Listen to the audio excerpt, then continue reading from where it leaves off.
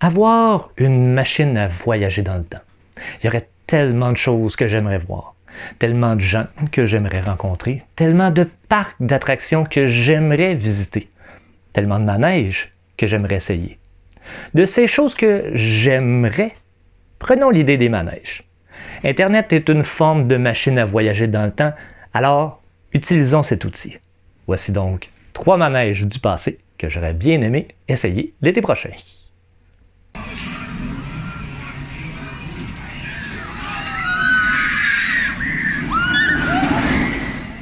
Pour ce premier voyage dans le temps, rendons-nous à 1958 plus exactement, à l'Exposition universelle de Bruxelles.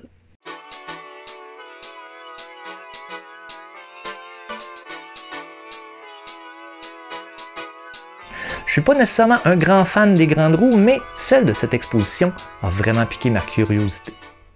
Pourquoi? Eh bien tout simplement parce qu'elle tourne sur elle-même. Très peu d'informations et très peu d'images sont disponibles sur Internet.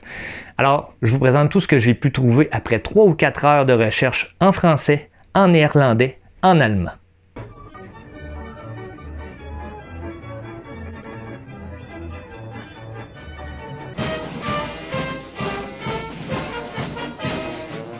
Et voilà, c'est tout. Ce sont les seules images que j'ai pu trouver concernant cette grande roue.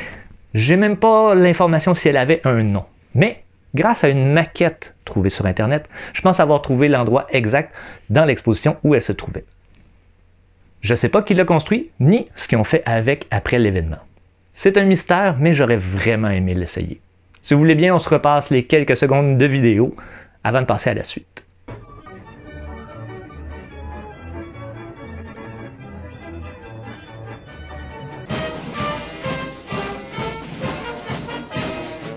Pour la seconde attraction, on remonte encore plus loin dans le temps, dans les environs de 1930 et on se rend à Coney Island. Cette fois, on va devoir mettre son corps à l'épreuve.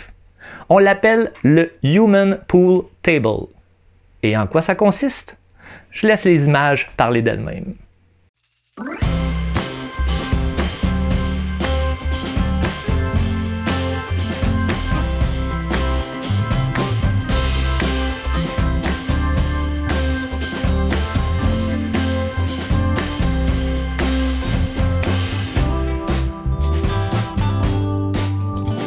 Et oui, l'attraction était composée de 24 cercles rotatifs qui allaient en sens inverse les uns des autres, ce qui permettait à ceux-ci de vous déplacer alors que vous étiez en position couchée, les bras croisés.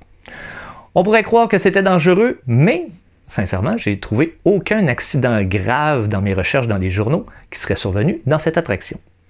On parle de quelques brûlures mineures par friction.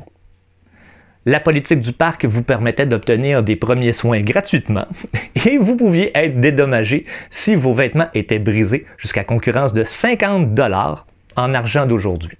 Comme dernière attraction, nous restons à Coney Island, mais on change de parc. Et on change aussi de date. Nous irons cette fois-ci à Luna Park en 1917. C'est la nouveauté de l'été. Elle pèse 40 tonnes, fait 70 pieds de largeur, a une piste de 3200 pieds et le tour dure 2 minutes 30 secondes. Je vous amène faire un tour dans le Scenic Spiral Wheel, plus communément appelé The Top.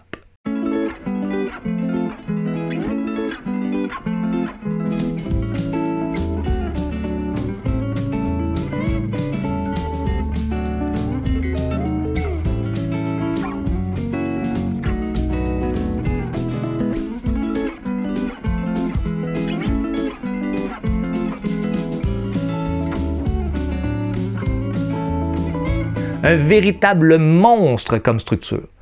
Impressionnant quand même, mais sa durée de vie ne sera que de 4 ans. En effet, malgré son design grandiose, techniquement, à l'intérieur du manège, il ne se passe pas grand-chose. Mais oui, réfléchissons. Oui, ça bouge, ça tourne en rond, mais le train, lui, se trouve toujours dans la partie la plus basse. Il n'y a pas de montée, il n'y a pas de descente. Donc, une fois qu'on a fait le manège une fois, probablement qu'on ne ressent pas vraiment le besoin d'y retourner. Mais j'aurais quand même aimé le faire au moins une fois. Voici donc 3 manèges qui n'existent plus, dans lesquels j'aurais bien aimé faire un tour s'il était possible de revenir dans le temps. Et vous maintenant? Lequel de ces 3 manèges vous a le plus intrigué? Merci beaucoup d'avoir regardé cette vidéo. D'ici à notre prochain rendez-vous, soyez sages et n'oubliez surtout pas de garder les mains dans les airs.